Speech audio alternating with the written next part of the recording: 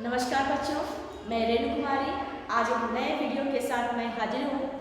आज इस वीडियो में हम लोग जानेंगे महादेवी वर्मा का दूसरा जो पार्ट है कविता का जाग तुझको दूर जाना है, उसकी सप्रश्न व्याख्या करना मैं बताऊंगी। जैसा कि पहले वीडियो में मैं बता चुकी हूँ कि महादेवी वर्मा देशवासियों को जगा रही है। ये जो कविता है ये देशवासियों को अपने लक्ष्य के प्रति सजग रहने के लिए प्रेरित कर रही है और प्रेरित करने के लिए ही जागरण करने के लिए इस कविता की रचना की है। तो पहली वीडियो में मैं बता चुकी हूँ कि महादेवी वर्मा जी ने अपने लक्ष्य के प्रति किस तरह से आप सजग रहेंगे, कैसे आप अपने लक्ष्य तक पहुँच सकते हैं, उसकी चर्चा हुई थी। आज हम लोग उससे आगे बढ़ेंगे। इसमें कहा गया है उदाहरण अलंकार के माध्यम से, यहाँ पर उदाहरण अलंकार के माध्यम से कवित्री बताने की कोशिश की है कि कौन कौन से रोड़े आ रहे हैं आपको अपने लक्ष्य तक पहुंचने के लिए। तो उन सारे बंधनों को, उन सारी बाधाओं को आपको दूर करके अपने लक्ष्य तक पहुंचना है। बांध लेंगे क्या तुझे यह मोह के बंधन सजीले, पद्म की बाधा बनेंगे तितलियों के पर रंगीले, विश्व का क्रंदन भुला देगी मधु की मधुर गुनगुन, क्या डुबा देंगे तुझे यह फूल के दल ओस गीले, तू ना अपनी छाव को अपने लिए कारा बनाना, जाग तुझको दूर जाना।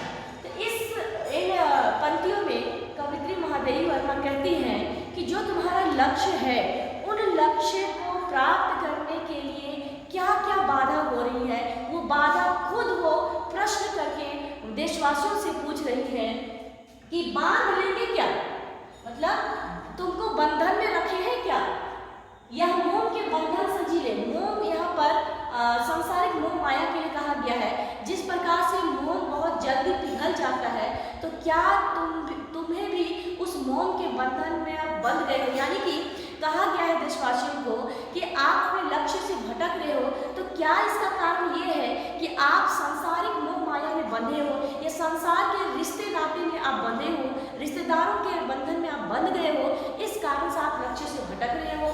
तो यहाँ इस लाइन में कहा गया है कि क्या तुम्हें सांसारिक मोह माया में तुम जकड़े हुए हो, क्या संसार की मोह माया में, सांसारिक सुख सुविधाओं में तुम जकड़े हुए हो, बंधे हुए हो, बांध लिए गए हैं रिश्तेदारों ने।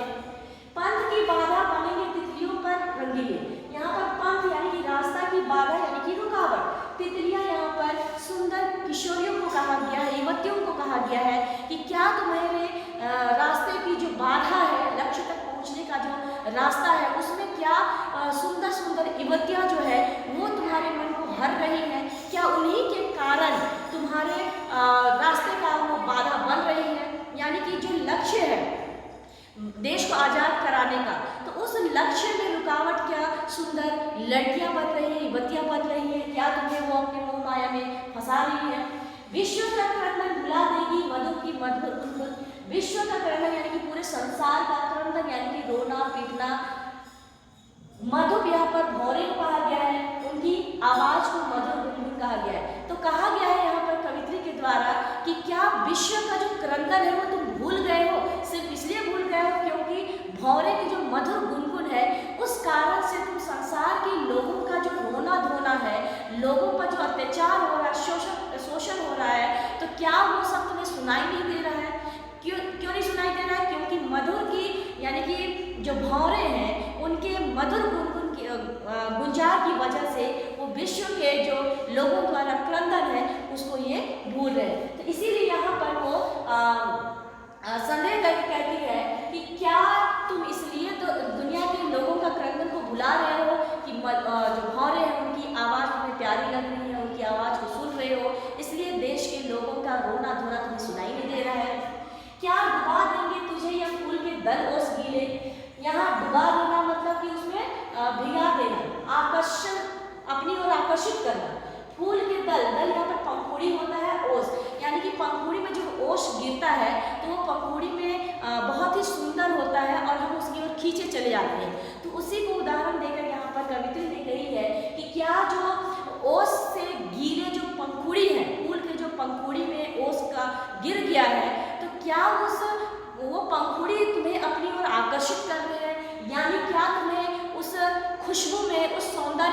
डुबा दे रही है।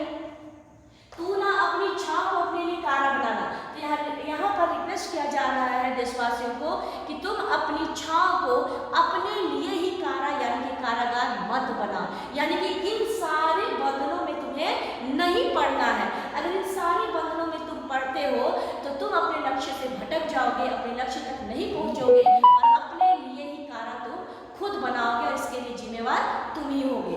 इसलिए इन सारे चक्करों में नहीं पड़ना है। इन अपने जो मन है चंचल है उस मन को स्थिर रखना है और अपने लक्ष्य की ओर ही दिमाग लगाना है, लक्ष्य की ओर ही आपको भेदन करना है, लक्ष्य की ओर ही आगे बढ़ना है, जाग तुझको दूर जाना है। इसलिए कवित्री बार बार देशवासियों को जगा रही है कि जागो, क्योंकि लक्ष्य बहुत दूर है, तुम्हें बहुत दूर तक चलना है। अब ये हो गया इनकी व्याख्या। अब यहाँ पर विशेष में बता चुकी हूँ मैं कि खड़ी बोली है, तत्सम शब्दों की प्रधानता है। यहाँ देशवासियों को स्वाधीनता आंदोलन में भाग लेने के लिए, देश को आज़ाद करने में अपनी भूमिका निभाने के लिए कवित्री के द्वारा कहा जा रहा है। तो ये था आज के लिए।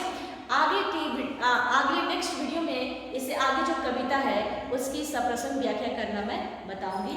धन्यवाद।